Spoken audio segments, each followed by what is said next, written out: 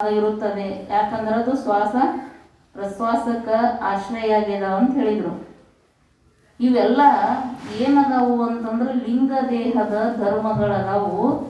ಮತ್ತು ನೀವು ಸ್ಥೂಲ ದೇಹದ ಧರ್ಮ ಅಂತ ಹೇಳಕತ್ತಿರಲ್ಲ ಅಂತ ಪ್ರಶ್ನೆ ಮಾಡಿದ್ರೆ ಅವ್ರು ಏನು ಉದಾಹರಣೆ ಕೊಟ್ರಲ್ರಿ. ಇವು ಏನದಾವು ಅಂದ್ರೆ ಲಿಂಗ ದೇಹದ ಧರ್ಮ ಅದಾವು. ಆದರೂ ನಾವು ಸ್ಥೂಲ ದೇಹದ ಗೌಣ ಧರ್ಮ ಅಂತ ಹೇಳ್ತೀವಿ. ಮುಖ್ಯ ಧರ್ಮ ಅಲ್ಲ, ಗೌಣ ಧರ್ಮ ಅಂತ ಹೇಳ್ತೀವಿ. ಯಾಕಂದ್ರೆ ಇವು ಲಿಂಗ ದೇಹದ ಧರ್ಮ ಇದ್ರೂ ಅವು ಎಲ್ಲಿ ಪ್ರಕಟ ಆಗಿ ತೋರಾಕತ್ತವ್ರಿ? ಸ್ಥೂಲ ದೇಹದೊಳಗೆ ಕಾಣಿಸಕತ್ತವ. ಅವರೊಂದು ಉದಾಹರಣೆ ಕೊಟ್ರು. ಏನು ಉದಾಹರಣೆ ಕೊಟ್ರಿ? ಅರಿವಿ ಒಳಗೆ ನೀರು ತುಂಬಿಟ್ಟಿರ್ತೀವಿ. ಆ ನೀರು ಏನಾಗ್ತಾವ್ರಿ? ಮೇಲ ನೀರು ಕಾಣಿಸ್ತಾವ್ರಿ, ನೀರು ಬರ್ತಾವಲ್ರಿ. ಅದು ತುಂಬಿಟ್ಟದ್ದು ಎಲ್ಲಿ ಇಟ್ಟಿವ್ರಿ ನಾವು? ಅರಿವ್ಯಾಗ ಅದಾವ ನೀರು, ಅವು ಮ್ಯಾಲ ಕಾಣಿಸ್ತಾವಲ್ಲ. ಹಂಗೆ ಇವು ಏನದಾವು ಅಂತಂದ್ರೆ ಲಿಂಗ ದೇಹದ ಧರ್ಮ ಮುಖ್ಯ ಧರ್ಮದವು. ಆದ್ರೆ ಎಲ್ಲಿ ಆವಿರ್ಭಾವ ಅಂದ್ರೆ ಎಲ್ಲಿ ಸ್ಪಷ್ಟವಾಗಿ ಎಲ್ಲಿ ಕಾಣಿಸ್ತಾವ್ರಿ? ಸ್ಥೂಲ ದೇಹದೊಳಗೆ ಕಾಣಿಸ್ತಾವು. ಅದಕ್ಕೆ ನಾವು ಏನಂತೀವಿ ಅಂದ್ರೆ ಇವು ಮುಖ್ಯವಾಗಿ ಅಲ್ಲ, ಗೌಣವಾಗಿ ಸ್ಥೂಲ ದೇಹದೊಳಗೆ ಅದಾವು ಅಂತ ಹೇಳಿದ್ರು.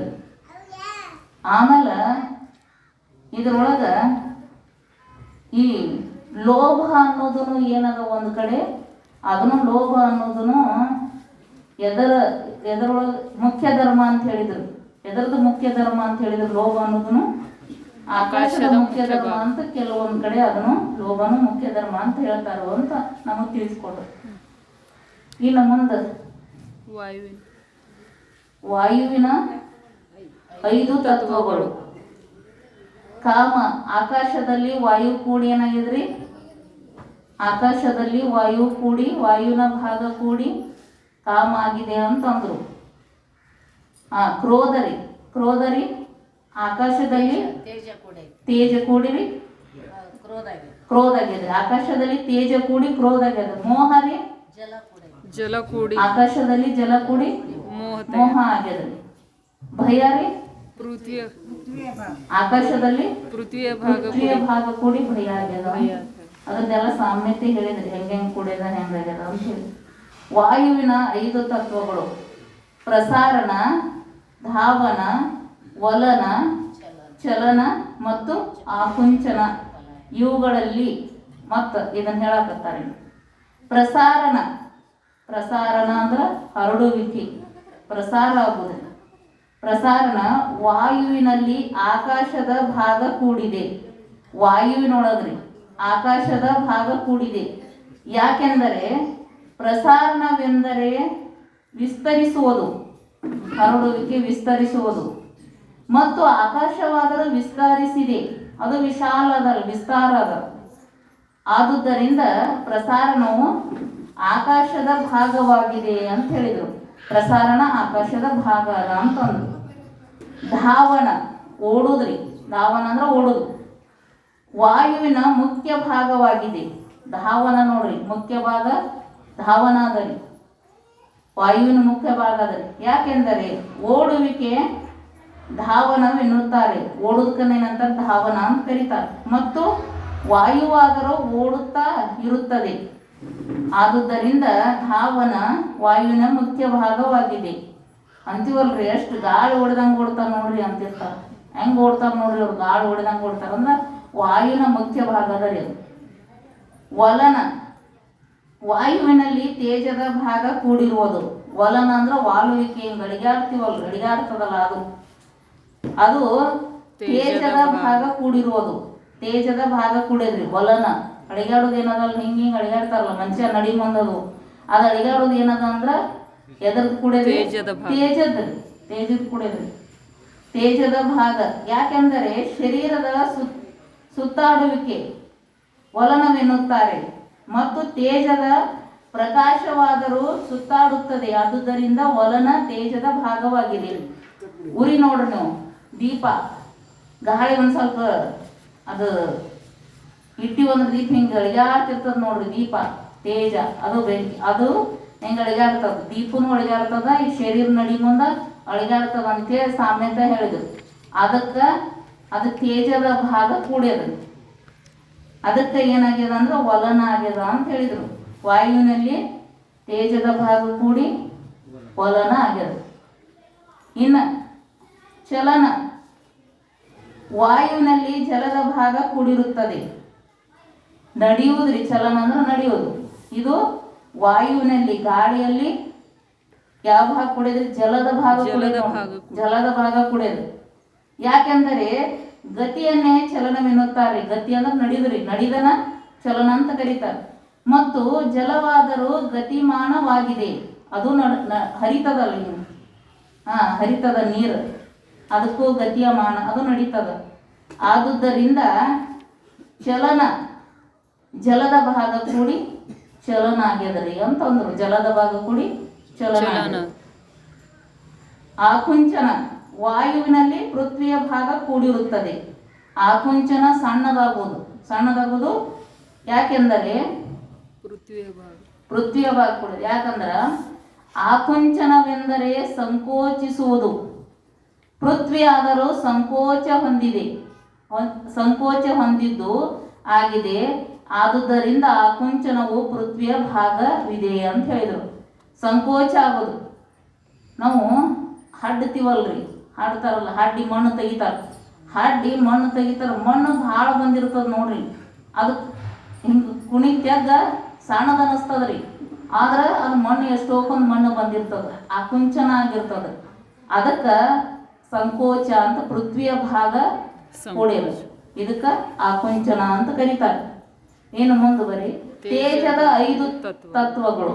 ತೇಜದ್ರಿ 5 ತತ್ವಗಳು: ನಿದ್ರಾ, ತೃಷ, ಕ್ಷುಧ, ಕಾಂತಿ ಮತ್ತು ಆಲಸ್ಯ. ಇವು ಎದರದು ರೀ? ತೇಜದ ತತ್ವಗಳು, 5 ತತ್ವಗಳು. ನಿದ್ರಾ, ತೃಷ, ಕ್ಷುಧ, ಕಾಂತಿ, ಆಲಸ್ಯ. ಇವು ತೇಜದ 5 ತತ್ವಗಳು. ಅದು ಮೊದಲು ನಿದ್ರಾ. ತೇಜದಲ್ಲಿ ಆಕಾಶದ ಭಾಗ ಕೂಡಿದೆ. ನಿದ್ದೆ ಆಗಕ್ಕ ತೇಜದೊಳಗ ಆಕಾಶದ ಭಾಗ ಕೂಡಿದೆ, ನಿದ್ರಾ. ಯಾಕೆಂದರೆ ನಿದ್ರೆ ಬಂದಾಗ ಶರೀರವು ಶೂನ್ಯವಾಗುತ್ತದೆ. ನಿದ್ದೆ ಬತ್ತು ಅಂದ್ರೆ ಮೊದಲೇನಾಗ್ತದೆ? ಶರೀರ ಶೂನ್ಯ ಆಗಿಬಿಡ್ತದೆ. ಮತ್ತು ಆಕಾಶವಾದರೂ ಶೂನ್ಯತ್ವ ಹೊಂದಿದ ಆಕಾಶನು. ಆದುದರಿಂದ ನಿದ್ರಾ ಆಕಾಶದ ಭಾಗವಿದೆ ಅಂತಂದ್ರು. ನಿದ್ರಾ ಅನ್ನೋದು ಆಕಾಶದ ಭಾಗ ಕೂಡಿ ಆಗ್ಯದ. ತೃಷ, ನೀರಡಿಕೆ. ತೃಷ ಅಂದ್ರೆ ನೀರಡಿಕೆ. ತೇಜದಲ್ಲಿ ವಾಯುವಿನ ಭಾಗ ಕೂಡಿರುತ್ತದೆ. ತೃಷ ನೀರಡಿಕೆ ಆಗ್ಬೇಕಾಗಿರೋ ತೇಜದಲ್ಲಿ ವಾಯುವಿನ ಭಾಗ ಕೂಡ್ಯದು. ಯಾಕಂದರೆ ತೃಷ ಉಂಟಾದಾಗ ಕಂಠವು ಶುಷ್ಕವಾಗುತ್ತದೆ. ನಮ್ಮ ಗಂಟ್ಲು ಒಣಗ್ತದೆ. ನೀರಡಿಕೆ ಆತಂದ್ರೆ ಶುಷ್ಕ ಅಂದ್ರೆ ಒಣಗುದ್ರಿ.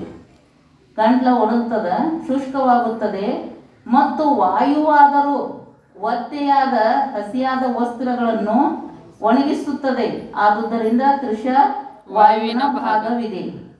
ಬರೇ ಹಂಗ ಗಾಳಿ ಬಿಡ್ತದಲ್ರಿ, ಗಾಳಿ ಬಿಡ್ತಂದ್ರ ಬಟ್ಟೆ ಒಣಗ್ತಾವ್ರಿ. ನೀವು ಬರೇ ಹಂಗೆ ಎಲ್ಲ ಹಾಕ್ಲಾಗ ಮುಚ್ಚಿ ಹಾಗೆ ಹಾಕರು, ಭಾಳ ಒಣಗಂಗಿಲ್ಲ. ಅವು ಭಾಳ ಹೊತ್ತಿಗೆ ಒಣಗ್ತಾವೆ. 2-3 ದಿವಸ ಆಗ್ತದೆ ಗಾಳಿ ಬಿಡಲಿಲ್ಲ ಅಂದ್ರೆ. ಗಾಳಿ ಬಿಡ್ತಂದ್ರೆ ಜಲ್ದಿ ಒದ್ದೆ ಆದ ಹಸಿ ಬಟ್ಟೆ ಒಣಗ್ತಾವೆ. ಅದಕ್ಕೆ ತೃಷ ಏನಾಗ್ಯದ ಅಂತ ಹೇಳಿದ್ರೆ ವಾಯುವಿನ ಭಾಗ ಕೂಡ್ಯದ ಅಂತ ಹೇಳಿದರು. ಇನ್ನು ಕ್ಷುಧ, ಹಸಿವು. ಕ್ಷುಧ ತೇಜದ ಮುಖ್ಯ ಭಾಗವಾಗಿದೆ. ಇದು ಮುಖ್ಯ ಭಾಗ ಅದ ನೋಡಿ. ಯಾಕೆಂದರೆ ಹಸಿವೆಯಾದಾಗ ತಿಂದಿರುವುದೆಲ್ಲ ಭಸ್ಮವಾಗಿ ಹೋಗುತ್ತದೆ, ಪಚನವಾಗುತ್ತದೆ. ಮತ್ತು ಅಗ್ನಿಯಲ್ಲಿ ಹಾಕಿದ್ದೆಲ್ಲವೂ ಭಸ್ಮವಾಗಿ ಹೋಗುತ್ತದೆ. ಆದುದರಿಂದ ಕ್ಷುಧ ತೇಜದ ಮುಖ್ಯ ಭಾಗವಾಗಿದೆ ಅಂತ ಹೇಳಿದರು. ಇದು ಕ್ಷುಧ ಅನ್ನೋದು ತೇಜದ ಮುಖ್ಯ ಭಾಗದಲ್ಲಿ ಅರ್ಧ ಇಟ್ಕೊಂಡದ್ದು. ಆ ಮುಖ್ಯ ಭಾಗ. ವಾಯುವಿನ ಮುಖ್ಯ ಭಾಗ ಯಾವುದ್ರಿ?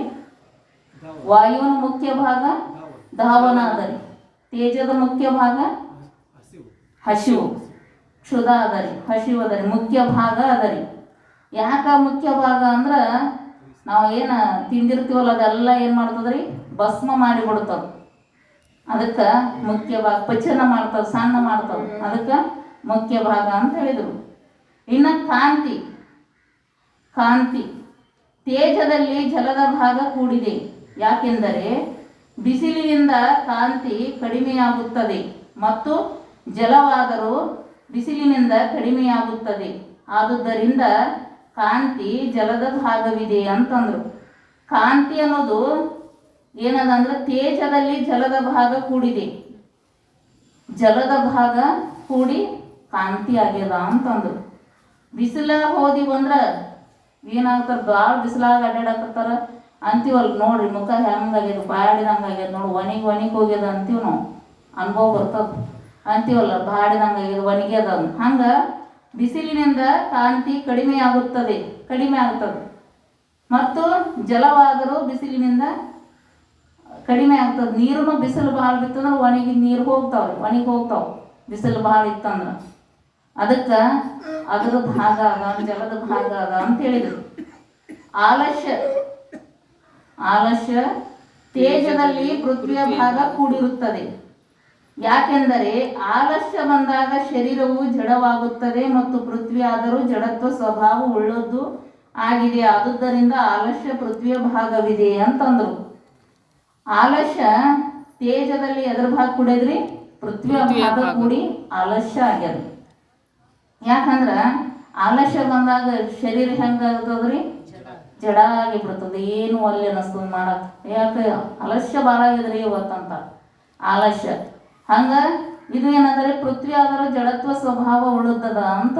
ಅದಕ್ಕೆ ಇದು ಎಲ್ಲಿ ಕೂಡಿದ್ರಿ? ತೇಜದಲ್ಲಿ ಪೃಥ್ವಿಯ ಭಾಗ ಕೂಡಿ ಏನಾಗ್ಯದ್ರಿ? ಆಲಸ್ಯ ಆಗ್ಯದ ಅಂದ್ರು. ಇನ್ನು ನೋಡ್ರಿ, ಜಲದ 5 ತತ್ವಗಳು. ಜಲದ ನೀರಿನ 5 ತತ್ವ ಹೇಳ್ತಾರೆ. ಜೊಲ್ಲು, ಬೆವರು, ಮೂತ್ರ, ಶುಕ್ರ ಮತ್ತು ಶೋಣಿತ ಅಂದ್ರೆ ರಕ್ತ. ಜೊಲ್ಲು ಜಲದಲ್ಲಿ ಆಕಾಶದ ಭಾಗ ಕೂಡಿರುತ್ತದೆ. ಯಾಕೆಂದರೆ ಜೊಲ್ಲು ಮೇಲೆ ಕೆಳಗೆ ಆಗುತ್ತದೆ, ಆಕಾಶವಾದರೂ ಮೇಲೆ ಕೆಳಗೆ ಇರುವುದು. ಆದ್ದರಿಂದ ಜೊಲ್ಲು ಆಕಾಶದ ಭಾಗವಾಗಿದೆ ಅಂತಂದ್ರು. ಗೊತ್ತಾಗ್ತದೆ. ಜೊಲ್ಲ ಮ್ಯಾಲ ಕೆಳಗ ಐತಲ್ಲ, ಹಂಗ ಆಕಾಶನೂ ಏನದ ರೀ? ಮ್ಯಾಲ ಕೆಳಗ ಐತಿ ಅಂಥೇಳಿ ಆ ಜೊಲ್ಲು ಆಕಾಶದ ಭಾಗ ಐತಿ ಅಂತ ಹೇಳಿದ್ರು.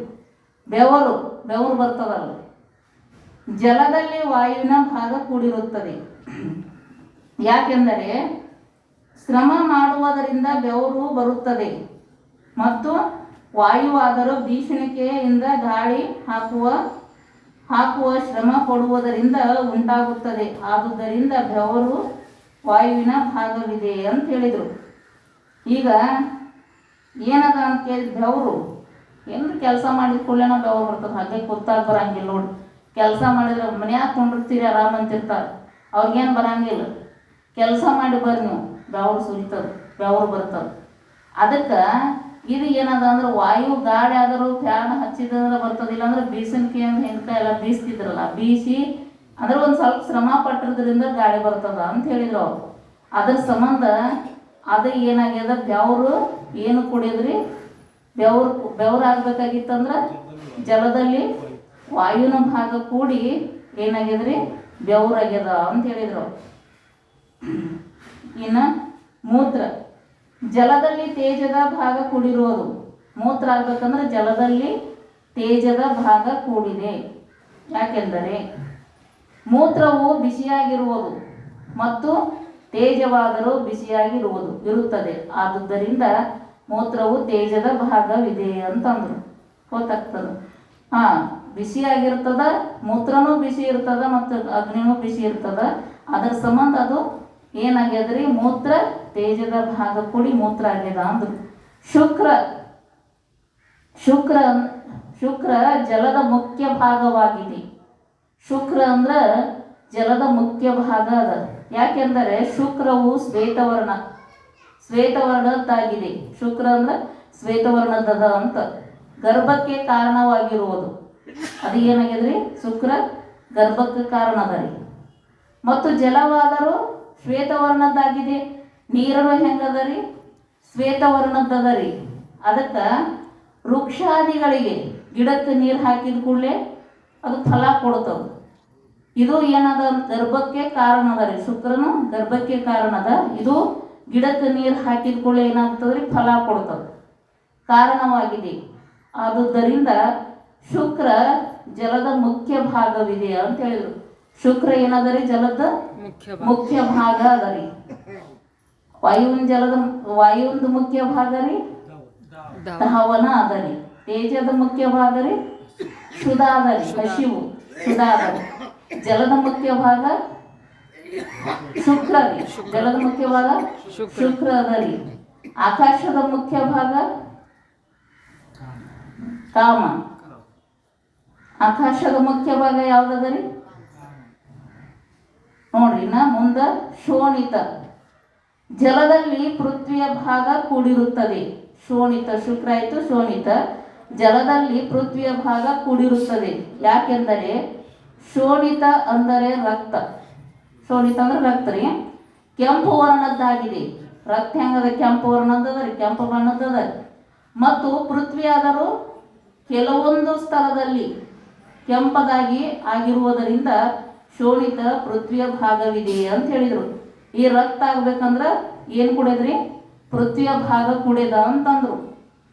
ಈ ಪೃಥ್ವಿಯ ಭಾಗ ಕೆಲವೊಂದು ಕಡೆ ಏನಿರ್ತದ, ಕೆಂಪು ಇರ್ತದ. ಭೂಮಿನೂ ಕಡೆಲ್ಲ ಬೀದರ್ ಕಡೆ ಕೆಂಪು ಅದ ರೀ, ಮಣ್ಣ ಕೆಂಪು ಭೂಮಿ ಇರ್ತದ. ಅದಕ್ಕೆ ರಕ್ತನೂ ಹೆಂಗದ ಅಂತಂದ್ರೆ ಅದು ಕೆಂಪದ. ಸಾಮ್ಯತ ಹೇಳ್ತಾರ, ಅದು ಕೆಂಪದ.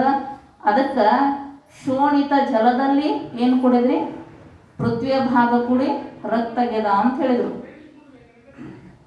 ಇನ್ನು ನೋಡಿ, ಪೃಥ್ವಿಯ 5 ತತ್ವ ಇಲ್ಲ, ಜಲದಲ್ಲಿ ಪೃಥ್ವಿಯ ಕುಡಿಯಿತು. ಪೃಥ್ವಿಯ 5 ತತ್ವಗಳು ಹೇಳ್ತಾರೆ. ಪೃಥ್ವಿದು 5 ತತ್ವಗಳು ಹೇಳಿದರು.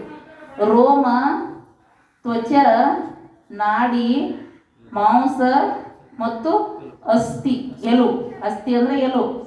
ಪೃಥ್ವಿಯದು 5 ತತ್ವಗಳೇ ತಿಳ್ಸಾಕತ್ತಾರಿ.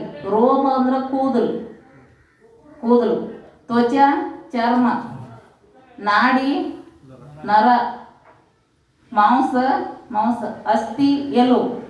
ಇವ್ರಿ ಅಷ್ಟು 5. ಇವು ಎದರ ಭಾಗದವ್ರಿ, ಎದರ ತತ್ವದವ್ರಿ? ಇವು ಪೃಥ್ವಿಯದು 5 ತತ್ವಗಳದವ್ರಿ. ರೋಮ, ಮೊದಲು ರೋಮದ್ದು ಹೇಳ್ತಾರೆ. ಪೃಥ್ವಿಯಲ್ಲಿ ಆಕಾಶದ ಭಾಗ ಕೂಡಿರುತ್ತದೆ. ರೋಮ ಆಗ್ಬೇಕಂದ್ರ ಕೂದಲ ಏನಾಗ್ಯದ್ರಿ, ಪೃಥ್ವಿಯಲ್ಲಿ ಭೂಮಿಯಲ್ಲಿ ಆಕಾಶದ ಭಾಗ ಕೂಡಿದೆ. ಯಾಕಂದ್ರ ರೋಮ ಶೂನ್ಯವಾಗಿದೆ. ಅಂದರೆ ಅವುಗಳನ್ನು ಕತ್ತರಿಸುವುದರಿಂದ, ಕೂದಲ ಕಟ್ ಮಾಡೋ ಮುಂದೆ ಯಾರ ಯಪ್ಪ ಅಂತ ಚೀರ್ತಾರನ್ರಿ, ಚೀರಂಗಿಲ್ಲ. ಕತ್ತರಿಸುವುದರಿಂದ ಪೀಡನ ಉಂಟಾಗೋದಿಲ್ಲ, ತ್ರಾಸ ಆಗೋದಿಲ್ರಿ. ಅದಕ್ಕೆ ಆಗೋದಿಲ್ಲ. ಮತ್ತು ಆಕಾಶವಾದರೂ ಶೂನ್ಯವಾಗಿದೆ. ಆಕಾಶನೂ ಹೆಂಗದರಿ, ಶೂನ್ಯ ಅದರಿ. ಅದಕ್ಕೆ ತ್ರಾಸ ಆಗಂಗಿಲ್ಲ, ಕೂದಲ ಕತ್ತರಿಸು ಮುಂದೆ ತ್ರಾಸ ಆಗಂಗಿಲ್ಲ. ಮತ್ತು ಇದು ಶೂನ್ಯ ಅದ ಅಂತೇಳಿ ಸಾಮ್ಯತ ಹೇಳಿದ್ರು. ಅದ್ರ ಸಂಬಂಧ ಅದು ರೋಮ ಏನದರಿ ಅಂತ ಕೇಳಿದ್ರ, ರೋಮ ಪೃಥ್ವಿ ಆಕಾಶದಲ್ಲಿ, ಪೃಥ್ವಿ ರೋಮ ಆಗಕ್ಕ ಪೃಥ್ವಿಯಲ್ಲಿ ಆಕಾಶದ ಭಾಗ ಕೂಡಿದ ಅಂತ ಹೇಳಿದ್ರಿ. ಇನ್ರಿ ಆ ರೋಮ ಕೂದ್ಲ ಅಂದ್ರ ಅದು ಒಂದ ತಿಳ್ಕೊಬೇಡ್ರಿ, ಇನ್ನೂ ಅದ್ರೊಳಗೆ ಅಂತರ್ಗತ ಮಾಡ್ತಾರೆ. ಯಾವ್ಯಾವ ಅಂದ್ರ ಟಿಪ್ಪಣಿ ಹೇಳಿದ್ರು ಅವ್ರು. ರೋಮವೆಂದರೆ ಶರೀರದ ಮೇಲಿರುವ ಕೂದಲುಗಳು. ಕೇಶವೆಂದರೆ ಮಸ್ತಕದ ಕೂದಲುಗಳು. ಅವುಗಳಾದರೂ ರೋಮಗಳಲ್ಲಿ ಇರುವುದು ಅಂತಂದ್ರು. ಕೂದಲಂದ್ರೆ ಏನಂತ ಕೇಳಿದ್ರೆ, ರೋಮವೆಂದರೆ ಶರೀರದ ಮೇಲೆ ಇರುವ ಕೂದಲು. ಬರೇ ಇದು ಅಂತ ಅಷ್ಟ ತಿಳ್ಕೊಬೇಡ್ರಿ. ಶರೀರ ಮೇಲೆ ಇರೋ ಕೂದಲನು ಶರೀರ ಮೇಲೆ ಇರ್ತಾವಲ್ರಿ, ಅವನು ಅದನ್ನ ರೋಮ ಅಂತ ತಿಳ್ಕೊರಿ. ಅಂತ ಕೂದಲುಗಳು ಕೇಶವೆನ್ನುತ್ತಾರೆ. ಮಸ್ತಕದ ತಲೆ ಮೇಲಿರುವಂಥ ಕೂದಲು. ಅವುಗಳಾದರೂ ರೋಮಗಳಲ್ಲಿ ಅಂತರ್ಭಾವವಿರುವವು ಅಂತ ಹೇಳಿದರು. ಇನ್ನು ತ್ವಚಾರಿ, ಚರ್ಮ, ತ್ವಚ. ಪೃಥ್ವಿಯಲ್ಲಿ ವಾಯುವಿನ ಭಾಗ ಕೂಡಿರುತ್ತದೆ. ಪೃಥ್ವಿಯಲ್ಲಿ ವಾಯುವಿನ ಭಾಗ ಕೂಡಿರುತ್ತದೆ. ಯಾಕೆಂದರೆ ತ್ವಚೆಯಿಂದ ಶೀತ, ಉಷ್ಣ, ಕಠಿಣ, ಕೋಮಲ, ಸ್ಪರ್ಶದ ಜ್ಞಾನ ಉಂಟಾಗುತ್ತದೆ. ಮತ್ತು ವಾಯುವಾದರೂ ಸ್ಪರ್ಶ ಗುಣದಿಂದ ಯುಕ್ತವಾಗಿದೆ. ಆದುದರಿಂದ ತ್ವಚ ವಾಯುವಿನ ಭಾಗವಾಗಿದೆ ಅಂತ ಹೇಳಿದರು. ತ್ವಚಾರಿ, ಈ ತ್ವಚ ಪೃಥ್ವಿಯಲ್ಲಿ ವಾಯುವಿನ ಭಾಗ ಕೂಡಿರುತ್ತದೆ. ಪೃಥ್ವಿಯೊಳಗ ವಾಯುವಿನ ಗಾಳಿ ಭಾಗ ಕೂಡಿ ಏನಾಗ್ಯದ್ರಿ? ತ್ವಚ ಚರ್ಮ ಆಗ್ಯದ್ರಿ. ಯಾಕೆಂದರೆ ತ್ವಚ ಚರ್ಮ, ಶೀತ ತಂಪರಿ, ಉಷ್ಣ ಉಷ್ಣ ಬಿಸಿ, ಉಷ್ಣ ಕಠಿಣ ಕಠಿಣ ರೀ ಬಿರುಸ, ಕೋಮಲ ಮೃದು,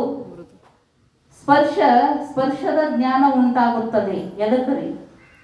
ಚರ್ಮಕ್ಕೆ ಇಷ್ಟು ಜ್ಞಾನ ಆಗ್ತದ್ರಿ. ಮತ್ತು ವಾಯುವಾದರೂ ಸ್ಪರ್ಶ ಗುಣದಿಂದ ಯುಕ್ತವಾಗಿದೆ.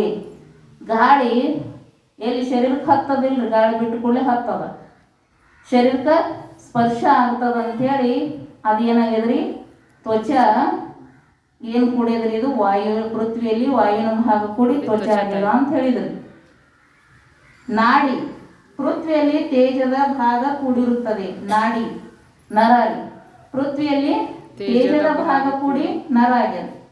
ಯಾಕೆಂದರೆ ನಾಡಿಯಿಂದ ಶರೀರದಲ್ಲಿ ಇರುವ ಬಿಸಿ ಜ್ವರ ಪರೀಕ್ಷೆ ಮಾಡಲಾಗುತ್ತದೆ ಮತ್ತು ತೇಜವಾದರೂ ಬಿಸಿಯಾಗಿದೆ.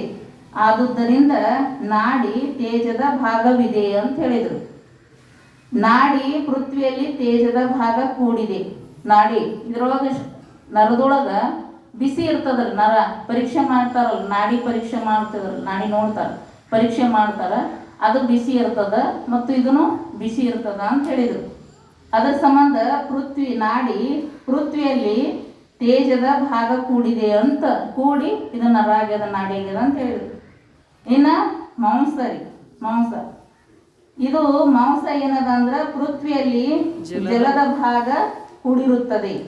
ಪೃಥ್ವಿಯಲ್ಲಿ ಜಲದ ಭಾಗ ಕೂಡಿ ಮಾಂಸ ಆಗ್ಯದ ಸಾಮ್ಯ. ಯಾಕಂದ್ರ ಮಾಂಸವು ಹಸಿಯಾಗಿದೆ ಮತ್ತು ಜಲವಾದರೂ ಹಸಿಯಾಗಿದೆ. ಆದುದರಿಂದ ಮಾಂಸ ಜಲದ ಭಾಗವಾಗಿದೆ ಅಂತಂದು. ಇದು ಮಾಂಸ ಏನದ ಹಸಿ ಅದರಿ ಮತ್ತು ಜಲ ಆದರೂ ಹಸಿ ಅದ ರೀ. ಅದಕ್ಕೆ ಅದು ಏನಾಗ್ಯದ ಅಂತ ಕೇಳಿದ್ರೆ, ಮಾಂಸ ಆಗ್ಬೇಕಂದ್ರೆ ಪೃಥ್ವಿಯಲ್ಲಿ ಜಲದ ಭಾಗ ಕೂಡಿ ಮಾಂಸ ಆಗ್ಯದ ಅಂತಂದ್ರು. ಇನ್ನು ನೋಡ್ರಿ, ಅಸ್ಥಿ ಎಲು ರೀ. ಅಸ್ಥಿ ಅಂದ್ರೆ ಎಲು. ಅಸ್ಥಿ ಪೃಥ್ವಿಯ ಮುಖ್ಯ ಭಾಗವಾಗಿದೆ. ಎಲು ಪೃಥ್ವಿಯದು ಮುಖ್ಯ ಭಾಗ ಅದ ರೀ, ಮುಖ್ಯ ಭಾಗ. ಮತ್ತೆಲ್ಲ ಹೇಳಿದ್ರಲ್ಲ, ವಾಯುಂದು ಓಡುದ್ರಿ ಮುಖ್ಯ ಭಾಗ ಅದ. ತೇಜಿದ್ರಿ ಹಸಿವು ಮುಖ್ಯ ಭಾಗ ಅದ ರೀ. ಜಲದ್ದು ಶುಕ್ರ ಮುಖ್ಯ ಭಾಗ ಅದ, ಶುಕ್ರ ಮುಖ್ಯ ಭಾಗ ಅದ ರೀ. ಮತ್ತು ಇದ್ರದ್ದು ಪೃಥ್ವಿದು ಎಲು ಮುಖ್ಯ ಭಾಗ ಅದ, ಮುಖ್ಯ ಭಾಗವಾಗಿದೆ. ಯಾಕೆಂದರೆ ಅಸ್ಥಿಯು ಕಠಿಣವಾಗಿದ್ದು ಹಳದಿ ವರ್ಣದಾಗಿದೆ ಮತ್ತು ಪೃಥ್ವಿ ಆದರೂ ಕಠಿಣವಾಗಿದ್ದು ಕೆಲವು ಸ್ಥಳದಲ್ಲಿ ಅದು ಹಳದಿ ಬಣ್ಣ ಉಳ್ಳದಾಗಿದೆ. ಆದುದರಿಂದ ಅಸ್ಥಿ ಪೃಥ್ವಿಯ ಮುಖ್ಯ ಭಾಗವಾಗಿದೆ ಅಂತ ಹೇಳಿದರು. ಏನಂದ ಅಂತ ಕೇಳಿದ್ರೆ, ಅಸ್ಥಿ ಪೃಥ್ವಿಯ ಮುಖ್ಯ ಭಾಗವಾಗಿದೆ, ಎಲು ಪೃಥ್ವಿದು ಮುಖ್ಯ ಭಾಗ ಅದ. ಈ ಪೃಥ್ವಿನೂ ಏನದ ರೀ? ಬಿರ್ಸದಲ್ರಿ. ಪೃಥ್ವಿನೂ ಬಿರ್ಸದ ಮತ್ತು ಎಲುನು ಬಿರ್ಸದ ರೀ, ಕಠಿಣ ಅದ ರೀ. ಮತ್ತು ಇದು ಎಲು ಹಳದಿ ಅದ ರೀ. ಒಂದೊಂದು ಕಡೆ ಭೂಮಿನೂ ಹಳದಿ ಅದ. ಅದ್ರ ಸಂಬಂಧ ಅದು ಏನದ ಅಂತ ಕೇಳಿದ್ರೆ, ಅಸ್ಥಿ ಪೃಥ್ವಿಯ ಭಾಗ ಕೂಡಿಯದ ಅಂತ ಹೇಳಿದ್ರಿ. ಪೃಥ್ವಿಯ ನೋಡಿ, ಅಸ್ಥಿ ಪೃಥ್ವಿಯ ಮುಖ್ಯ ಭಾಗ ಅದ ರೀ.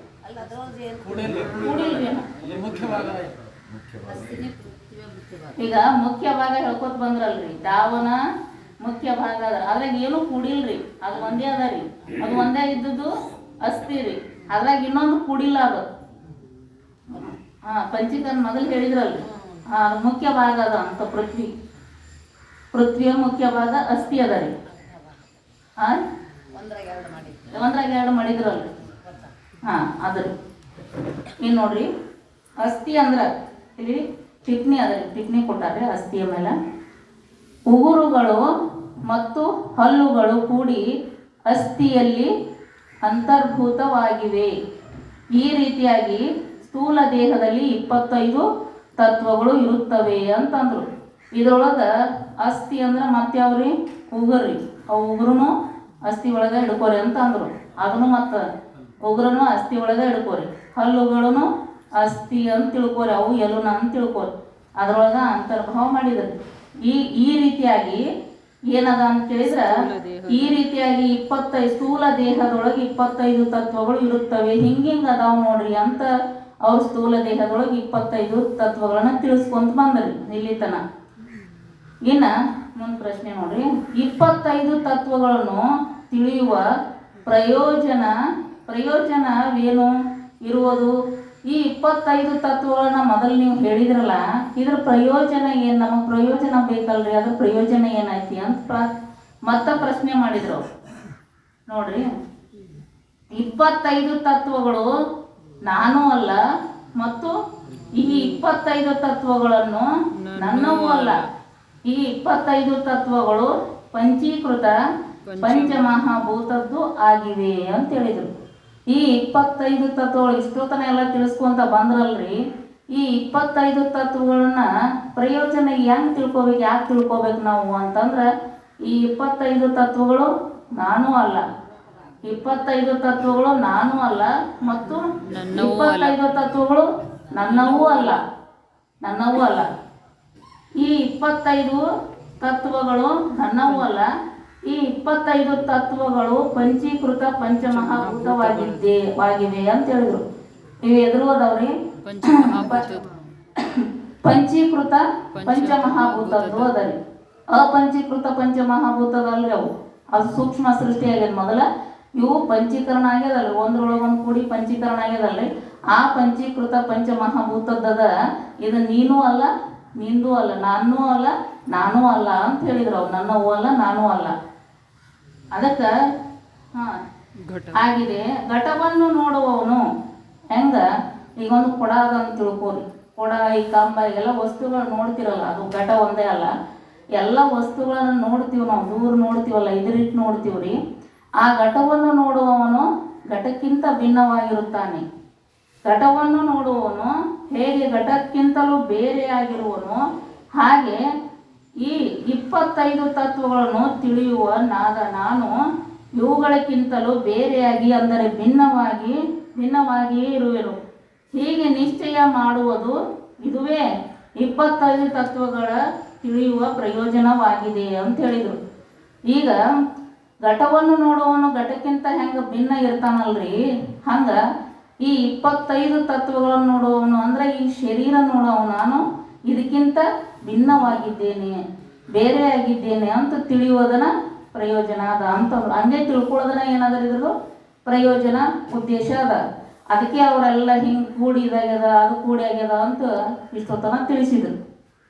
ಏನು ನೋಡ್ರಿ, 25 ತತ್ವಗಳು ನಾನು ಅಲ್ಲ, 25 ತತ್ವಗಳು ನಾ ಅಲ್ಲ ಮತ್ತು ನನ್ನವೂ ಅಲ್ಲ ಎಂಬುವುದು ಯಾವ ರೀತಿಯಿಂದ ತಿಳಿದುಕೊಳ್ಳಬೇಕು? ನೀವೆಲ್ಲ ಹೇಳಿದ್ರಿ ಈ 25 ತತ್ವಗಳು ನಾನು ಅಲ್ಲ ಮತ್ತು 25 ತತ್ವಗಳು ನನ್ನವೂ ಅಲ್ಲ ಅನ್ನೋದು ಹೆಂಗೆ ತಿಳ್ಕೊಬೇಕು? ಮತ್ತೆ ಪ್ರಶ್ನೆ ಮಾಡ್ತಾರ.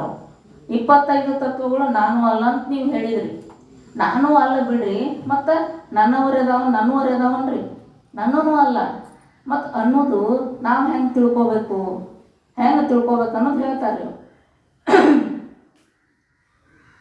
ಆಕಾಶದ 5 ತತ್ವಗಳು ಮೊದಲು ಮತ್ತೆ ಚಾಲು ಮಾಡಿದ್ರು. ಆಕಾಶದ 5 ಅಲ್ಲಿ ಹಿಡ್ಕೊಂಡ ಬರ್ಬೇಕಲ್ಲ, ಆಕಾಶ, ವಾಯು, ತೇಜ, ಜಲ, ಪೃಥ್ವಿ, ಅಲ್ಲಿ ಹಿಡ್ಕೊಂಡ್ ಬರ್ಬೇಕು. ಇನ್ನು ಮೊದಲು ಆಕಾಶದ 5 ತತ್ವಗಳು ನಾನು ಅಲ್ಲ ಮತ್ತು ನನ್ನವೂ ಅಲ್ಲ ಅನ್ನೋದು ತಿಳ್ಕೊಳ್ಳೋದು. ಈಗ ನಾ ಬೇರೆ ನಂದು ಬೇರೆ ಐತಲ್ರಿ. ಈಗ ನಂಬುದು ಅನ್ನೋದು ನಾ ಆಗಂಗಿಲ್ಲ ಯಾವಾಗೂ. ನಾವು ಹೇಳ್ತಾರಲ್ಲ ಅಪ್ಪವ್ರದ್ದು. ಈಗ ನೋಡ್ರಿ, ಈ ಪುಸ್ತಕ ಏನದರಿ, ಈ ಪುಸ್ತಕ ನಂದದರಿ, ಇದು ನಾ ಆಗಂಗಿಲ್ಲ. ಪುಸ್ತಕ ನಾ ಆಗಕ್ಕೆ ಬರುವುದಿಲ್ಲ. ಹೊಲ ಏನದರಿ, ನಿಂಬುದದ, ಹೊಲ ನಿಂಬುದದ. ನೀವು ಹೊಲ ಆಗಕ್ಕೆ ಬರುವುದಿಲ್ಲ. ನೀವು ಹೊಲ ಅದು ನಿಮ್ಮನ್ನು ಬಿಟ್ಟು ಬೇರೆ ಅದರಿ, ಹೊಲ ನಿಮ್ಮನ್ನು ಬಿಟ್ಟು ಬೇರೆ ಅದ.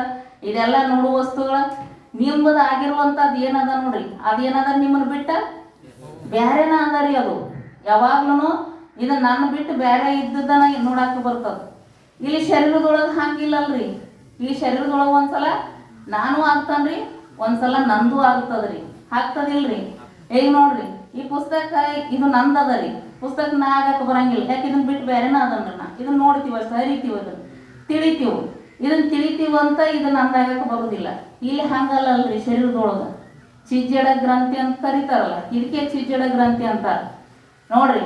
ಕಣ್ಣಿಲ್ಲ ನೋಡ್ತೀವ್ರಿ ನಾವು, ನೋಡ್ತೀವಿಲ್ರಿ, ಕಣ್ಣಿಲೆ ನೋಡಿ ನೋಡ್ತೀವಿ. ಅವಾಗ ಏನಂತೀವ್ರಿ, ನಾನ ನೋಡಿನ್ರಿ ಅದು ಇಲ್ರಿ. ನಾನ ನೋಡಿನಿ ಅಂದ್ಕೊಳ್ಳಿ ಅದು ಎಲ್ಲಿ ಬರ್ತದ್ರಿ? ನಾ ಅಂತ ಎಲ್ಲಿ ಆಗ್ತದ್ರಿ? ಕಣ್ಣೊಳಗೆ ನಾ ಅಂತ ಬರ್ತಾನ್ರಿ.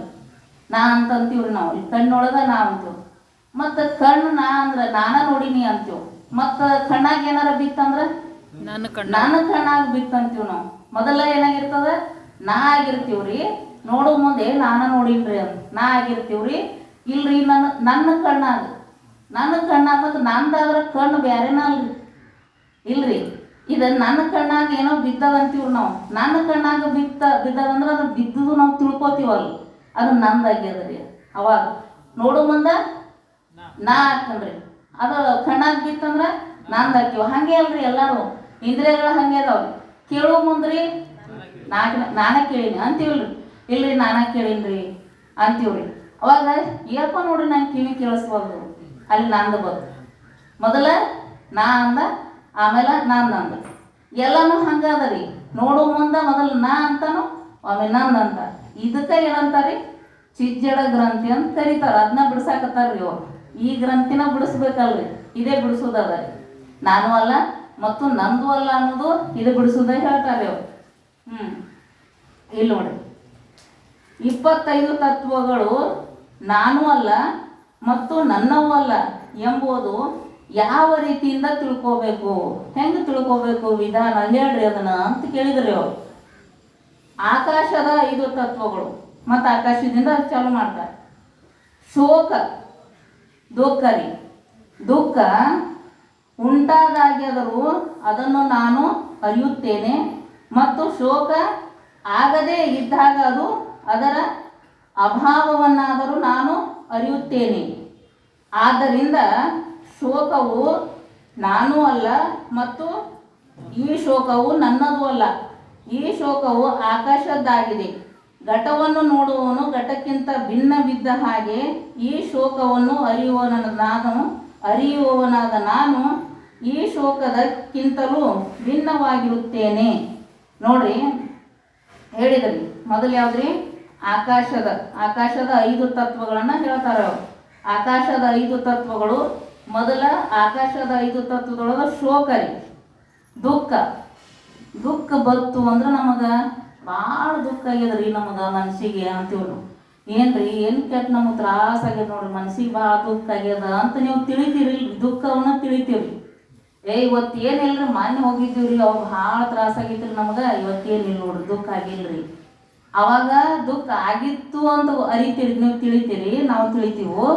ಆಗಿಲ್ಲ ಅನ್ನೋದು ಅದ್ರದ ಅಭಾವನೂ ತಿಳಿತೀವ್ರಿ ನಾವು, ಅದನ್ನೂ ತಿಳಿತೀವಿ. ದುಃಖ ಆಗಿಲ್ಲ ಅಂತೂ ತಿಳಿತೀವಿ, ದುಃಖ ಆಗ್ಯದ ಅಂತೂ ತಿಳಿತೀವ್ರಿ. ಅರಿತೀವಂದ್ರೆ ಅರಿದು ಏನದಲ್ರಿ, ಅರಿಸಿಕೊಳ್ಳುವ ವಸ್ತು ಅದೇನದ ರೀ, ನಾವು ಬೇರೆನ ಅದ ರೀ. ಅರಿಯುವವರು ನಾವು ಅರಿಸಿಕೊಳ್ಳೋದು ವಸ್ತು ಅದ ರೀ. ಅರಿಸಿಕೊಳ್ಳೋದು ಏನೇನ ಅರಿಸಿಕೊಳ್ತದಲ್ಲ ಅದು ಅರಿವುಕ್ಕಿಂತ ಬೇರೆನ ಅದ ರೀ. ಹಂಗ ದುಃಖ ನಾವು ಏನು ಮಾಡ್ತೀವ್ರಿ, ಅದನ್ನ ತಿಳಿತೀವಿ. ನಮ್ಗೆ ದುಃಖ ಆದಾಗೂ ನಮಗೆ ಗೊತ್ತಾಗ್ತದ, ದುಃಖ ಆಗದೇ ಇದ್ದಾಗೂ ಅದ್ರ ಅಭಾವನೂ ನಾವು ತಿಳ್ಕೊತೀವ್ರಿ. ಅದಕ್ಕೆ ಇದು ದುಃಖ ಏನದ ರೀ, ನಾನು ಅಲ್ಲ ಮತ್ತು ದುಃಖ ನನ್ನದೂ ಅಲ್ಲ. ದುಃಖ ಅಂದ್ರೆ ಶೋಕ ನಾನು ಅಲ್ಲ ಮತ್ತು ನನ್ನದೂ ಅಲ್ಲ ಅಂತ ಹೇಳಿದ್ರು. ಯಾಕೆ ನಾನು ಅಲ್ಲ ನಂದು ಅಲ್ಲ ಅಂದ್ರೆ ಅದನ್ನ ಅರಿತೀವಿ ನಾವು. ದುಃಖ ಆಗಿದ್ದು ಗೊತ್ತಾಗ್ತದೆ, ದುಃಖ ಆಗ್ಲಾರ್ದು ಗೊತ್ತಾಗ್ತದೆ ನಮ್ಗೆ. ಅದನ್ನ ಇದರಿಟ್ಟು ಅರಿತೀವ. ಅದಕ್ಕೆ ಶೋಕವು ನಾನು ಅಲ್ಲ, ಅರಿತೀವಿ ಅಂತ ಹೇಳಿ ನಾನು ಏನಂತ ಹೇಳಿದ್ರು ಅವರು, ನಾವು ತಿಳಿತೀವಿ ಅಂತ ಹೇಳಿನ ಅದನ್ನ ಬಿಟ್ಟು ನಾನು ಬೇರೆ ಅದನ್ನ ಅಂತ ಹೇಳಿದ್ರು ಅವರು.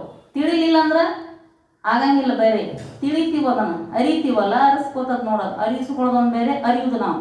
ಅದಕ್ಕೆ ಅದನ್ನ ಆಗಲ್ಲ ಅಂತ ಹೇಳಿದರು. ಶೋಕವು ನನ್ನದು ಅಲ್ಲ. ಯಾಕೆ ನನ್ನದಲ್ರಿ? ಅದು ಆಕಾಶದ್ದದ ರೀ. ಆಕಾಶದ್ದದ, ಅದ್ರ ಸಂಬಂಧ ನಂದಲ್ಲ. ಅದನ್ನು ತಿಳಿತೀವಿ, ನಾ ಅಲ್ಲ. ಮತ್ತದು ದುಃಖ ಎದರ್ದದ ರೀ, ನನ್ನದು ಯಾಕಲ್ಲ, ಆಕಾಶದಲ್ಲ, ನಂದಲ್ಲ ಅಂತ ಹೇಳಿದ್ರಿ. ಆ ಶೋಕವು ಆಕಾಶದಾಗಿದೆ. ಘಟವನ್ನು ನೋಡುವವನು ಘಟಕ್ಕಿಂತಲೂ ಭಿನ್ನವಿದ್ದ ಹಾಗೆ. ಕೊಡ ನೋಡ್ತೀವಲ್ಲ ನಾವು, ಕೊಡ ಒಂದು ಹೇಳ್ತಾರೆ ಅವರ, ಎಲ್ಲ ವಸ್ತುಗಳನ್ನು ನೋಡ್ತೀವಿ ನಾವು. ಕಂಬ ನೋಡ್ತೀವಿ, ಎಲ್ಲ ನೋಡ್ತೀವಿ. ಇದನ್ನ ಏನನ್ನ ಅರಿತೀವಲ್ಲ ಅದು ಭಿನ್ನ ಅದ. ನಾವು ಭಿನ್ನಿದ್ದ ನೋಡ್ತೀವಲ್ರಿ, ಅದನ್ನು ಅದ್ರೊಳಗೆ ಕೂಡಕ್ಕಾಗೋದಿಲ್ಲ. ಕೂಡಿದ್ರೆ ನೋಡೋಕ್ಕಾಗೋದಿಲ್ಲ ರೀ. ಜಡದೊಳಗೆ ಯಾವಾಗ ಕೊಡಂಗಿಲ್ಲ, ಬೇರೆನೇ ಇರ್ತದೆ. ಅದು ಅರಿಸ್ತೀವಿ ಅಂತೇಳಿ, ಅರಿತೀವಿ ಅಂತೇಳಿ ಅದು ಅರಿಸ್ಕೋತದ ರೀ. ಅರಸ್ಕೋತದ ಅಂಥೇಳಿ ಅದನ್ನ ಬೇರೆ ಇಟ್ಟು ನೋಡ್ತೀವಿ ಅಂಥೇಳಿ ಅದು ಏನದ ರೀ, ನಾವು ಅದು ಜಡ ಅದ ರೀ, ನಾನು ಅಲ್ಲ ನಂದು ಅಲ್ಲ ಅಂತ ಹೇಳಿದ್ವಿ. ಹಾಗೆ ಭಿನ್ನವಾಗಿ ತಿಳಿತೀವ, ಬೇರೆ ಇಟ್ಟು ನೋಡ್ತೀವಲ್ಲ. ಈ ಶೋಕವನ್ನು ಅರಿಯುವನಾದ ನಾನು, ಈ ಶೋಕವನ್ನು ಈ ದುಃಖವನ್ನು ತಿಳಿಯುವನಾದ ನಾನು ರೀ. ನಾನು ಏನದ ರೀ, ನಾನು ಶೋಕದಕ್ಕಿಂತಲೂ ಭಿನ್ನವಾಗಿರುತ್ತೇನೆ ಅಂತ ಹೇಳಿದರು. ಈ ಶೋಕದಕ್ಕಿಂತ ಈ ದುಃಖದಕ್ಕಿಂತ ಬೇರೆ ಆಗಿರ್ತನು. ಯಾಕೆ ಬೇರೆ ಆಗಿರ್ತನಂದ್ರೆ ಅದನ್ನ ನೋಡ್ತನಂಥೇಳಿ ನಾ ಬೇರೆ ಆಗೀನಿ ಅಂತ ಹೇಳ್ತಾರ. ಮುಂದೆ ನೋಡ್ರಿ ಆಕಾಶದ ಹೇಳ್ತಾರೆ, ಹೀಗೆ ಶ್ಲೋಕವು ನಾನು ಅಲ್ಲ, ಈ ರೀತಿಯಾಗಿ ಇದ್ರ ಸಂಬಂಧ ನಾನು ಅಲ್ಲ ಮತ್ತು ನನ್ನದು ಅಲ್ಲ ಎಂದು ತಿಳಿಯಬೇಕು, ಹಿಂಗ ತಿಳ್ಕೋರಿ ಅಂತ ಹೇಳಿದ್ರಿ ಅವರು. ಕಾಮ ಉಂಟಾದಾಗ ಶೋಕದನರಿ ಕಾಮರಿ ಇಚ್ಛಾ ನೀಚ. ಕಾಮ ಉಂಟಾದಾಗಾದರೂ ಅದನ್ನು ನಾನು ಅರಿಯುತ್ತೇನೆ. ನಮಗೆ ಇಚ್ಛಾ ಬಂದ ಕೂಡಲೇ ಗೊತ್ತಾಗ್ತದಿಲ್ಲ, ತಿಳಿತೀವ್ರಿ ನಾವು. ನಮಗೆ ಹಿಂಗೆ ಬೇಕಾ ನೋಡ್ರಿ, ಒಬ್ಬರು ಭಾಳ ಇದು ಮಾಡ್ತಿರ್ತಾರೆ, ಇದು ಬೇಕು ಒಂದು ಕೊಡ್ತೀವ್ರಿ ನಾವು. ಏನೋ ಒಂದು ಇಚ್ಛಾ ಬೇಕಾಗ್ತದೆ ಅಂತ ತಿಳ್ಕೊರು ಒಂದು ಕೊಡ್ತೀವಿ, ಸಮಾಧಾನ ಆಗ್ತದನ್ರಿ. ಮತ್ತೊಂದು ಬೇಕು ಇಚ್ಛಾ ನೋಡ್ರಿ, ಒಟ್ಟು ಇಚ್ಛಾಕ ಕಾಮ ಅಂತ ಕರೀತಾರೆ. ಅದು ಯಾವಾಗ ನಮ್ಮ ಒಳಗೆ ಇಚ್ಛಾ ಹುಟ್ಟುತ್ತದಲ್ರಿ, ಅದನ್ನ ನಮ್ಗೆ ಗೊತ್ತಾಗ್ತದೆ. ಇಚ್ಛಾ ಹುಟ್ಟಿದ್ದು ಗೊತ್ತಾಗ್ತದ, ಇಚ್ಛಾ ಹುಟ್ಲಾರ್ದು ಗೊತ್ತಾಗ್ತದೆ, ಎರಡೂ ತಿಳಿತೀವಿ ನಾವು. ಇದು ಕಾಮ ಅದು ಗೊತ್ತಾಗ್ತದೆ ನಮಗೆ. ಹಂಗೆ ಕಾಮ ಉಂಟಾದಾಗಾದರೂ ಅದನ್ನು ನಾವು ಅರಿಯುತ್ತೇವೆ, ಅದನ್ನು ತಿಳಿತೀವಿ. ಮತ್ತು ಕಾಮ ಉಂಟಾಗದೆ ಇದ್ದಾಗಾದರೂ ಅದರ ಅಭಾವವನ್ನಾದರೂ ನಾನು ಅರಿಯುತ್ತೇನೆ, ಅಭಾವವನ್ನಾದರೂ ನಾ ತಿಳಿತೇನೆ. ಅದು ಆಗಿತ್ತಂದ್ರೂ ಗೊತ್ತಾಗ್ತದೆ, ಇಚ್ಛಾ ಬಂದಿತ್ತು ಅಂದ್ರೂ ಗೊತ್ತಾಗ್ತದೆ, ಇಚ್ಛಾ ಬರಲಿಲ್ಲ ಅಂದ್ರೂ ನಾವು ತಿಳಿತೀವ್ರಿ. ಅದಕ್ಕೆ ತಿಳಿಯೋದ್ರಿಂದ ಅದು ನಾನು ಅಲ್ಲ ಮತ್ತು ನನ್ನದು ಅಲ್ಲ ಅಂತ ಹೇಳ್ತಾರೆ. ಆದ್ದರಿಂದ ಈ ಕಾಮವು ನಾನು ಅಲ್ಲ, ಈ ಕಾಮ ಏನದರಿ ನಾನು ಅಲ್ಲ ಮತ್ತು ಈ ಕಾಮವು ನನ್ನದು ಅಲ್ಲ. ನನ್ನದು ಯಾಕಲ್ಲ, ಆಕಾಶದ್ದದ ಅಂಥೇಳಿ ನಂದಲ್ಲ, ನಮ್ಮದಲ್ಲ, ಅದು ಆಕಾಶದ್ದದ ರೀ. ಈ ಕಾಮವು ಆಕಾಶದ್ದಾಗಿದೆ. ಘಟವನ್ನು ನೋಡುವವನು ಘಟಕ್ಕಿಂತಲೂ ಭಿನ್ನವಿದ್ದ ಹಾಗೆ ಈ ಕಾಮವನ್ನು ಅರಿಯುವನಾದ ನಾನು, ಈ ಕಾಮವನ್ನು ಅರಿಯುವನಾದ ನಾನು ಈ ಕಾಮಕ್ಕಿಂತಲೂ ಭಿನ್ನವಾಗಿ ಇರುತ್ತೇನೆ. ಹೀಗೆ ಕಾಮ ನಾನು ಅಲ್ಲ ಮತ್ತು ನನ್ನದು ಅಲ್ಲ ಎಂದು ತಿಳಿಯಬೇಕು ಅಂತ ಹೇಳಿದ್ರು. ಈ ರೀತಿಯಾಗಿ ಕಾಮ ಮತ್ತು ನಾನು ಅಲ್ಲ ಮತ್ತು ನನ್ನದು ಅಲ್ಲ ಅಂತ ತಿಳಿಬೇಕು ಅಂತ ಅಂದರು. ಇನ್ನು ಅಭಾವ ಅಂತಾರಲ್ಲ, ಅಭಾವ ಅಂತಂದ್ರೆ ಅಭಾವದ ಮೇಲೆ ಟಿಪ್ಪಣಿ ಹೇಳ್ತಾರ. ಅಭಾವ ಅಂತಂದ್ರೆ ಅಭಾವ ಅಂದ್ರೆ ಅದು ಏನು ಟಿಪ್ಪಣಿ ಹೇಳ್ತಾರ. ಮತ್ತು ನಾಳಿನ ದಿವಸ ನೋಡೋಣ ಅಂಥೇಳಿ ಈಗ ಒಂದು ಸ್ವಲ್ಪ 10 ನಿಮಿಷ ನಮ್ಮ ಸಂಸ್ಕೃತ ಪಾಠ ನೋಡೋಣ.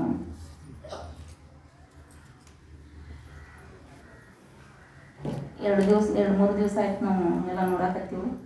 ಸಮಯ ಹೇಳಿದ್ವಿ, ಸಮಯ ನಿನ್ನಿನ ದಿವಸ ಸಮಯ ಆಯ್ತಲ್ರಿ.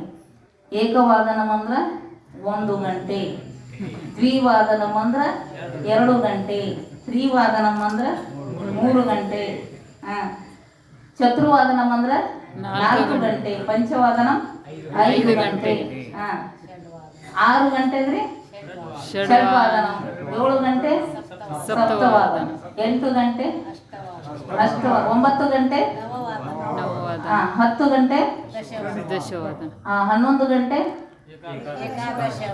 12 ಗಂಟೆ ದ್ವಾದಶವಾದನ. ಈಗ ಹೇಳ್ರಿ 3ಕ್ಕೆ 5 ನಿಮಿಷ ಕಡಿಮೆ ಅದರಿ, ನಿನ್ ಹೇಳಿನ್ರಿ ನಾ ಇದನ್ನ. 3ಕ್ಕೆ 5 ನಿಮಿಷ ಕಡಿಮೆ ಅದರಿ. ಪಂಚನೂನ ತ್ರಿವಾದನಂ, ಪಂಚಊನ ತ್ರಿವಾದನಂ. 5 ಆಗಿ 10 ನಿಮಿಷ ಆಗ್ಯದ್ರಿ. 5 ಆಗಿ 10 ನಿಮಿಷ ಆಗ್ಯದ.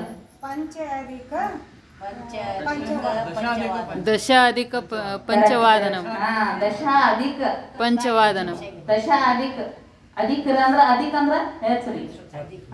ಅಧಿಕ ದಶ ಅಧಿಕ ಪಂಚವಾದನಂ. ಈಗ 1 ಆಗಿ 5 ನಿಮಿಷ ಆಗ್ಯದ್ರಿ. 1 ಆಗಿ ಪಂಚಾಧಿಕ ಏಕವಾದನಂ. ಪಂಚಾಧಿಕ ಏಕವಾದನ. 2ಕ್ಕೆ 5 ನಿಮಿಷ ಕಡಿಮೆ ಅದರಿ. ದ್ವಿವಾದನ, ಪಂಚಊನ ದ್ವಿವಾದನ. 12 ಆಗಿ 10 ನಿಮಿಷ ಆಗ್ಯದ. ದಶ ಅಧಿಕ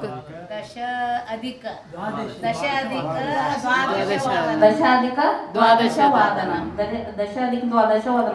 ಈಗ ನೋಡ್ರಿ ಸಾರ್ಧ, ಈಗ ಅರ್ಧ ವರಿ ಅಂತೀವಲ್ಲ, ಈಗ 1 ವರಿ, 2 ವರಿ, 3 ವರಿ, 4 ವರಿ ಅಂತೀವಲ್ರಿ. ಈಗ ನೋಡ್ರಿ ಸಾರ್ಧ ಏಕವಾದನಂ. ಸಾರ್ಧ ಏಕವಾದನಂ ಅಂದ್ರೆ 1 ವರಿ. ಸಾರ್ಧ ಅಂತಾರ್ರಿ. ಸಾರ್ಧ ಏಕವಾದನಂ 1 ವರಿ. ಸಾರ್ಧ ದ್ವಿವಾದನಂ.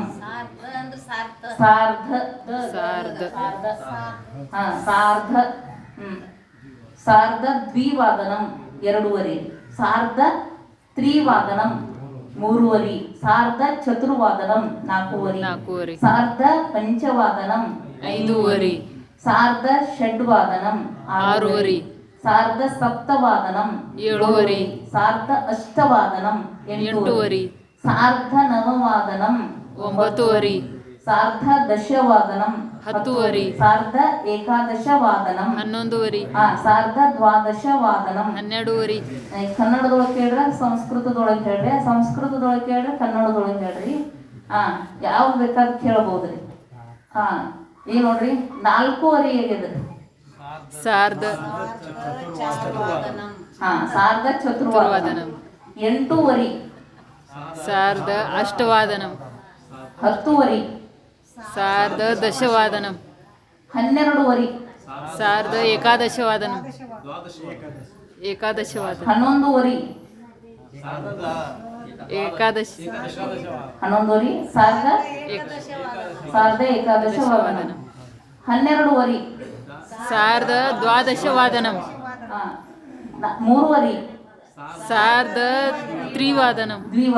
ಸಾರ್ಧ ತ್ರಿವಾದನಂ. ಸಾರ್ಧ ಚತುರ್ವಾದನಂ 4 ವರಿ. 4 ವರಿ. 4 ವರಿ. ಸಂಸ್ಕೃತದೊಳಗೆ 4 ವರಿಗೆ ಏನಂತ? ಸಾರ್ಧ ಚತುರ್ವಾದನಂ 5 ವರಿ.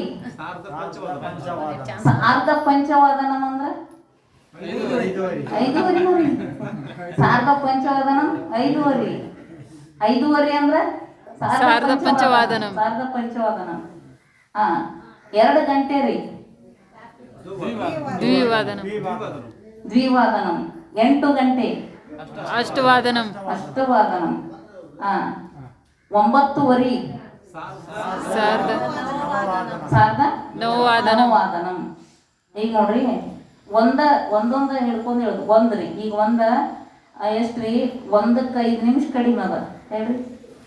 1ಕ್ಕೆ 5 ನಿಮಿಷ ಕಡಿಮೆ ಅದ.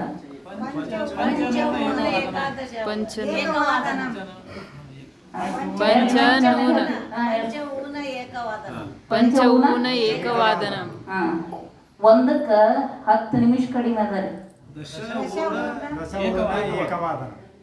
ದಶೌನ ಏಕವಾದನಂ. ಈಗ 1 ಆಗಿ 5 ನಿಮಿಷ ಆಗ್ಯದ. ಪಂಚ ಅಧಿಕ ಏಕವಾದನಂ. ಈಗ 1 ಆಗಿ 10 ನಿಮಿಷ ಆಗ್ಯದ್ರಿ. ದಶ ಅಧಿಕ ಏಕವಾದನಂ 1 ವರಿ ರೀ. ಸಾರ್ಧ ಏಕವಾದನಂ. ಇಷ್ಟು ಹೇಳಿನಲ್ರಿ. 1 ಯಾರು 3 ಈಗ 3ಕ್ಕೆ 5 ನಿಮಿಷ ಕಡಿಮೆ ಅದ. 3ಕ್ಕೆ 10 ನಿಮಿಷ ಕಡಿಮೆ ಅದ. 3 ಗಂಟೆ ಆಗ್ಯದ. ಮತ್ತ 3 ಆಗಿ 5 ನಿಮಿಷ ಆಗ್ಯದ. 3 ಆಗಿ 10 ನಿಮಿಷ ಆಗ್ಯದ. ಹೇಳ್ತೀರಿ? ಯಾರೋ ಒಬ್ಬರು ಹೇಳ್ರಿ ನೋಡೋಣ. ಹೇಳ್ರಿ. ಪಂಚ ನ್ಯೂನ ಏಕವಾದನಂ 5 ನಿಮಿಷ ಕಡಿಮೆ. ದಶ ಅಧಿಕ ಏಕವಾದನಂ 10. ಸಾರ್ಧ ಏಕವಾದನಂ 1 ವರಿ. 1 ಗಂಟೆ ಏಕವಾದನಂ ಅರ್ಧ 1 ವರಿ. ಸಾರ್ಧ ಏಕವಾದನಂ 3 ಹೇಳ್ತೀರಿ? 3 ಗಂಟೆ ಅದು. ಸಾರ್ಧ ತ್ರಿವಾದನಂ. ಸಾರ್ಧ ತ್ರಿವಾದನಂ 1. ಆಮೇಲೆ ಪಂಚವಾದನಂ ತ್ರಿವಾದನಂ. ನೀವು ಹೇಳ್ತೀರಿ? ತ್ರಿವಾದನಂ ಪಂಚೌನ ತ್ರಿವಾದನಂ ಅಂದ್ರೆ ಕಡಿಮೆ ಅದ. ದಶಾಧಿಕ ತ್ರಿವಾದನಂ 3 ಗಂಟೆ 10 ನಿಮಿಷ. ಸಾರ್ಧ ತ್ರಿವಾದನಂ ಅಂದ್ರೆ 3 ಗಂಟೆ. ಸಾವಿರದ ಮೂರುವರೆ ಮೂರುವರೆ ಮೂರುವರೆ. ಹಾ ಮೂರುವರೆ ಹಾ ಹೇಳ್ತಿ ಒಬ್ಬರು ಹೇಳ್ತೀರಿ ನೀವು ಹೇಳ್ತೀರಿ 4 ಹೇಳಿ 4 ಗಂಟೆ ಚತುರ್ವಾದನಂ 4 ಗಂಟೆ ಹ್ಮ್ ಪಂಚೌನ ಚತುರ್ವಾದನಂ ಹ್ಮ್ ದಶೌನ ಚತುರ್ವಾದನಂ ಪಂಚಾಧಿಕ ಚತುರ್ವಾದನಂ ಹ್ಮ್ ದಶಾಧಿಕ ಚತುರ್ವಾದನಂ ಹ್ಮ್ ಆಮೇಲೆ ಸಾರ್ಧ ಚತುರ್ವಾದನಂ ಸಾರ್ಧ ಚತುರ್ವಾದನಂ ಮತ್ತು ಇದು ಪೌಣೆ 1 ಮತ್ತು 15 ನಿಮಿಷ ಅಂತ ಅಂತಾರಲ್ಲ ಅದನ್ನ ಮತ್ತೆ ಒಮ್ಮೆ ಹೇಳೋದು ಬೇಡ ಅದ ಇದು ಆಕೈತ್ರಿ ಮತ್ತು ಒಂದು ಸ್ವಲ್ಪ ನೆನಪುಳಿಯಂಗಿಲ್ಲ ಅದ ಅದಕ್ಕೆ ಸುಮ್ಮ ಬೇರೆ ಒಂದೀಟ ಸ್ವಲ್ಪ 5 ನಿಮಿಷ ನಾವು ಹೇಳಿದೀವಲ್ರಿ ಇವತ್ತು ನಿನ್ನೆ ನಾಳೆ ಅಂತ ಹೇಳಿದ್ವಿ ಇಲ್ಲೇ ಅಲ್ಲೇ ಬೇರೆ ಕಡೆ ಅಂತ ಹೇಳಿದ್ವಿ ಅದೊಂದು ಸ್ವಲ್ಪ ಇನ್ನು ಸಪ್ತಕಕಾರ ಅಂತ 7 ಹೇಳಿದ್ವಲ್ಲ ಮನೆ ಕಿಮ್ ಅಂದ್ರ ಏನು ಕಿಮ್ ಅಂದ್ರ ಏನು ಕುತ್ರ ಅಂದ್ರ ಎಲ್ಲಿ ಎಲ್ಲಿ ಕುತ್ರ ಅಂದ್ರ ಎಲ್ಲಿ ಕತಿ ಅಂದ್ರ ಎಷ್ಟು ಕದ ಅಂದ್ರ ಯಾವಾಗ ಕುತಃ ಅಂದ್ರ ಎಲ್ಲಿಂದ ಕಥಂ ಅಂದ್ರ ಹೇಗೆ ಕಿಮರ್ಥಂ ಅಂದ್ರ ಏಕೆ ಕಿಮ್ ಅಂದ್ರ ಏನು ಏನು ಅನ್ನ ಕಿಮ್ ಅಂತಾರೆ ಏನ್ ಮಾಡ್ತೀರಿ ಅಂತನಕ ಹೇಳಿನಲ್ರಿ ಸರ್ ಏನ್ ಮಾಡ್ತೀರಿ ಅಂತ ಕಿಮ್ ಕರೋತಿ ಕಿಮ್ ಕರೋತಿ ಅಂದ್ರ ಏನ್ ಮಾಡ್ತೀರಿ ಕಿಮ್ ಕರೋತಿ ಏನು ಕುಡಿತೀರಿ ಅನ್ನಕ್ರಿ ಕಿಮ್ ಪಿಬತಿ ಏನ್ ಕುಡಿತೀರಿ ಕಿಮ್ ಏನ್ ತಿಂತೀರಿ ಅನ್ನಕ ಕಿಮ್ ಖಾದತಿ ಏನ್ ಕೇಳ್ತೀರಿ ಕಿಮ್ ಶೃಣೋತಿ ಏನ್ ನೋಡ್ತೀರಿ ಕಿಂ ಪಶ್ಯತಿ ಕಿಂ ಪಶ್ಯತಿ ಏನ್ ನೋಡ್ತೀರಿ ಕಿಂ ಪಶ್ಯತಿ ಏನ್ ಕೇಳ್ತೀರಿ ಕಿಂ ಶೃಣೋತಿ ಏನ್ ಮಾಡ್ತೀರಿ ಕಿಂ ಕರೋತಿ ಕಿಂ ಕರೋತಿ ಕುತ್ರ ಕುತ್ರ ಅಂದ್ರ ಕಿಂ ಕುತ್ರ ಕುತ್ರ ಅಂದ್ರ ಎಲ್ಲಿ ಎಲ್ಲಿ ಅದ ಈಗ ನೋಡ್ರಿ ಶಿಬಿರ ಎಲ್ಲಿ ಅದ ರೀ ಇಲ್ಲಿ ಅನ್ನಕ್ರಿ ಹತ್ರ ಅಂತಂದ್ರ ಇಲ್ಲಿ ರೀ ಇಲ್ಲೇ ರೀ ಐತನಕ ಅಸ್ತಿ ಎಲ್ಲ ಏನಿ ನೋಡ್ರಿ ಈಗ ಶಿಬಿರ ನಿಮ್ಗ ಹೇಳ್ತೀನಿ ಇಲ್ಲಿ ಅಂದ್ರ ಹತ್ರ ಅಂದ್ರ ಇಲ್ಲಿ ರೀ ಐತನಕ ಅಸ್ತಿ ಅಂತಾರೆ ಈಗ ನಾ ಕೇಳ್ತ ನೋಡ್ರಿ ಶಿಬಿರ ಎಲ್ಲದ ರೀ ಶಿಬಿರ ಎಲ್ಲದ ಅಂತ ಕೇಳ್ಬೇಕಂದ್ರ ಶಿಬಿರಂ ಕುತ್ರ ಅಸ್ತಿ ಈಗ ಶಿಬಿರ ಇಲ್ಲದ ಅಂತ ಹೇಳ್ಬೇಕಲ್ಲ ಇಲ್ಲ ಸಿದ್ಧಾರೂಢ ಮಾಡೋದು ಬೇಡ ಇಲ್ಲೇ ಐತೆ ಅಂತ ಹೇಳ್ತೀವಿ ನಾವು ಇಲ್ಲದ ಶಿಬಿರ ಅತ್ರ ಅಸ್ತಿ ಶಿಬಿರಂ ಅತ್ರ ಅಸ್ತಿ ಶಿಬಿರಂ ಅತ್ರ ಅಸ್ತಿ ಶಿಬಿರ ಇಲ್ಲದ ರೀ ಅಲ್ಲೇ ಗಿಡ ಅದ ರೀ ಅನ್ನತ್ರಿ ತತ್ರ ವೃಕ್ಷಃ ಗಿಡ ಎಲ್ಲದ ರೀ ಗಿಡ ಎಲ್ಲದ ರೀ ವೃಕ್ಷ ತತ್ರ ಅಸ್ತಿ ವೃಕ್ಷ ತತ್ರ ಅಸ್ತಿ ಗಾಳಿ ಎಲ್ಲದ ರೀ ಗಾಳಿ ಎಲ್ಲದ ರೀ ಸರ್ವತ್ರ ಗಾಳಿ ವಾಯು ಸರ್ವತ್ರ ಅಸ್ತಿ ವಾಯು ಸರ್ವತ್ರ ಅಸ್ತಿ ಅಸ್ತಿ ಅಂದ್ರ ಇದೆ ರೀ ವಾಯು ಕುತ್ರ ಅಸ್ತಿ ಸರ್ವತ್ರ ಅಸ್ತಿ ಗಾಳಿ ಎಲ್ಲದ ಅಂತ ಕೇಳಿದ್ರೆ ಸರ್ವತ್ರ ಅಸ್ತಿ ಅನ್ಯತ್ರ ಅಂದ್ರ ಬೇರೆ ಕಡೆ ಕಿಂ ಕುತ್ರ ಕತಿ ಅಂದ್ರ ಎಷ್ಟು ಕತಿ ಅಂದ್ರ ರೀ ಎಷ್ಟು ಅದಾವು ಅಂತ ಕೇಳಿದ್ವಿ ನಾವು ಈಗ ನೋಡ್ರಿ ಪುಸ್ತಕ ಕತಿ ಅಸ್ತಿ ಏಕಂ ಪುಸ್ತಕಂ ಅಸ್ತಿ ಕತಿ ಪುಸ್ತಕಂ ಅಸ್ತಿ ಏಕಂ ಪುಸ್ತಕಂ ಅಸ್ತಿ ಕತಿ ಅಂದ್ರೆ ಎಷ್ಟು ಕದ ಅಂದ್ರ ಯಾವಾಗ ಕದ ಅಂದ್ರ ಯಾವಾಗ ಕದ ಉತ್ತಿಷ್ಠತಿ ಯಾವಾಗ ಹೇಳ್ತೀರಿ ಕದ ಆಗಚ್ಚತಿ ಯಾವಾಗ ಬರ್ತೀರಿ ಕದ ಭೋಜನಂ ಕರೋತಿ ಯಾವಾಗ ಊಟ ಮಾಡ್ತೀರಿ ಭೋಜನಂ ಕರೋತಿ